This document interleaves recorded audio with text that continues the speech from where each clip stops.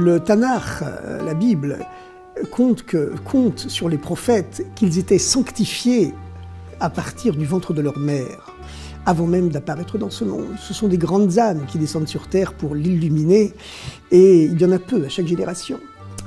La même chose compte-t-on sur le Maguide de Mézerich, le deuxième maître de la Chassidoute, qui vivait donc dans la deuxième moitié du XVIIIe siècle, à l'époque de la Révolution française, à l'époque où une nouvelle fièvre s'emparait de l'Europe entière, avec l'indépendance des États-Unis d'Amérique, les nouvelles déclarations des droits de l'homme, un nouvel esprit soufflait sur le monde.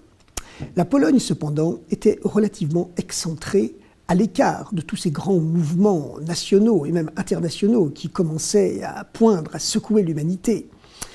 Cependant, Dieu envoie de grandes âmes à chaque génération. Et le Maguide de Mézerich fut le successeur de Rabbi Israël Baal Shem Tov, envoyé du ciel pour éclairer le monde. Comme nous l'avons dit la dernière fois, le Maguide de Mézerich prit le double de la force de son maître, Rabbi Israël Baal Shem Tov. Un des signes de cette double supériorité qu'il avait sur le Baal Shem, son maître, c'est que le Baal Shem Tov avait 60 disciples dans sa yeshiva, alors que le Maguide de Mézerich, lui, en eut exactement le double, il en eut exactement 120. La quantité, bien sûr, n'est pas toujours une preuve de la qualité, mais dans certains cas, pour les grands maîtres, oui, elle l'est absolument. La Bible compte par exemple que le prophète Élie réussit à ressusciter une fois un mort, mais que son disciple Élisée, dont la Bible affirme qu'il avait pris 2 fois la force de son maître, ressuscita lui 2 fois un mort.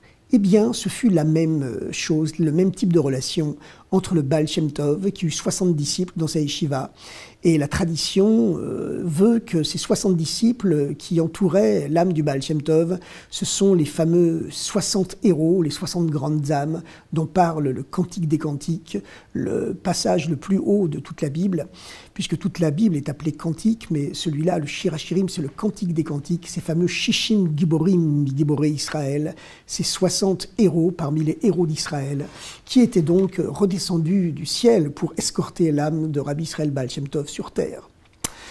Le Maguide de Mézerich eut une naissance quelque part miraculeuse. Son père, le père du Maguide, était un commerçant ambulant qui était donc rarement chez lui.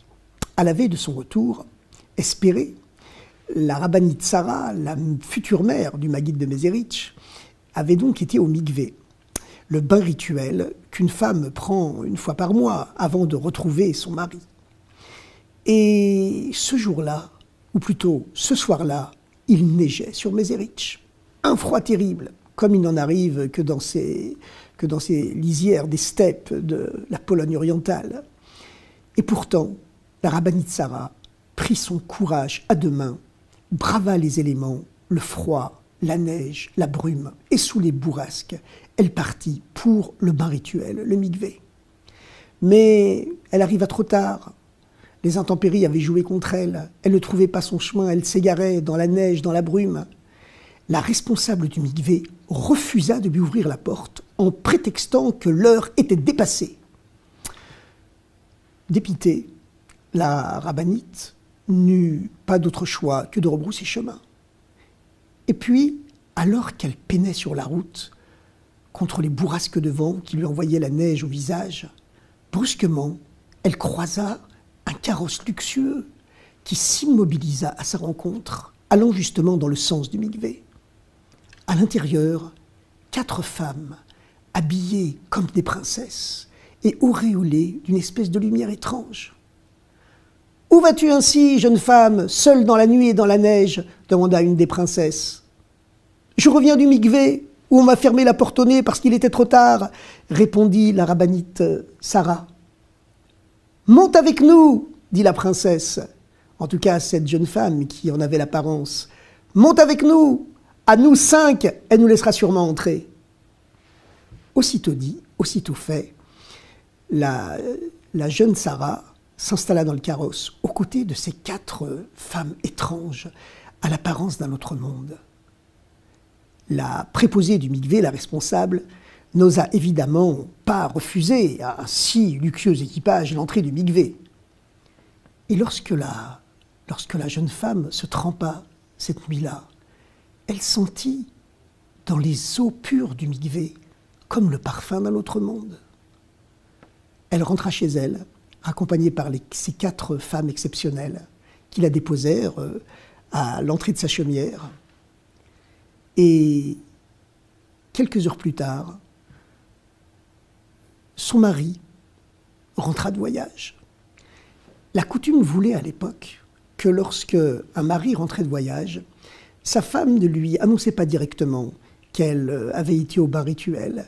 Elle posait discrètement le coupon, le reçu du bain rituel sur la table. C'était un signe à la fois d'élégance et de discrétion. Mais cette fois-ci, avant de rentrer chez elle, Sarah se rendit compte qu'elle avait perdu le coupon.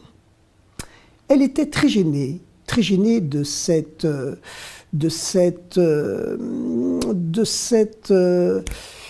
négligence dont au moins serait l'apparence. Et puis brusquement, au milieu des flocons de neige, un bout de papier descendit du ciel, lui entra dans la main. C'était le coupon. Elle le posa sur la table. De cette nuit de mikvé miraculeux, naquit 9 mois plus tard le futur successeur du Baal Shem Tov, Rabbi Dov Ber, le Maguide de Mézérich, qui prit donc 2 fois la force du Baal Shem Tov.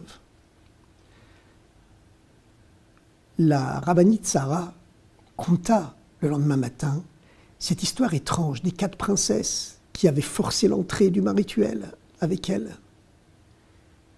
Son mari, qui était également un très grand maître, lui demanda de lui décrire l'apparence de ces 4 princesses. Elle le fit dans tous les détails, tellement leurs habits luxueux et l'atmosphère de sainteté et de lumière étrange qui émanait d'elle l'avait frappé. Son mari sourit et lui dit « Tu connais le nom de ces 4 princesses? Elles t'ont dit leur nom ?» Elle répondit « Non. » « Eh bien, moi, je vais te le dire. C'était les 4 mères du peuple juif. Sarah, Rivka, Rachel et Léa, qui donc avaient reçu l'autorisation spéciale de descendre du Gan Eden pour venir accompagner la rabbinite Sarah dans les eaux du bain rituel pour donner naissance, 9 mois plus tard, au successeur du Baal Shem Tov, le 2e maître du chassidisme, Rabbi Dov Ber de Mézérich.